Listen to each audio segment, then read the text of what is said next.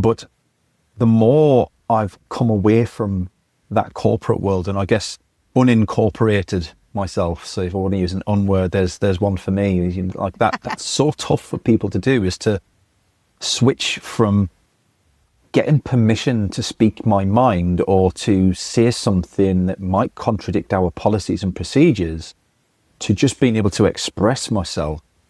I remember my very first guest podcast. I was podcasting.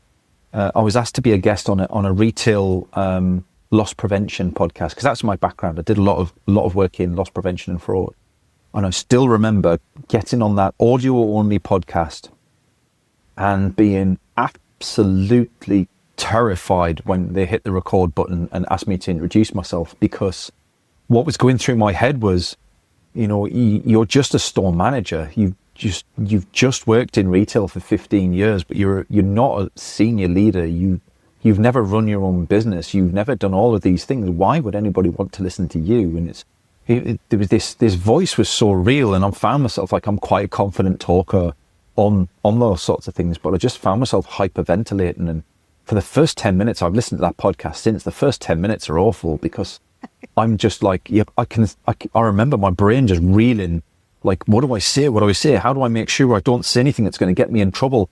What if somebody who I used to work with is listening to this, and what would they think of me? Yeah. And I'm trying to introduce myself at the same time, and I'm still figuring on my own story and how to introduce myself. You're right. It's absolutely petrifying, but at the same time, it's so liberating once you get used to it, because you become your own voice of reason, I think.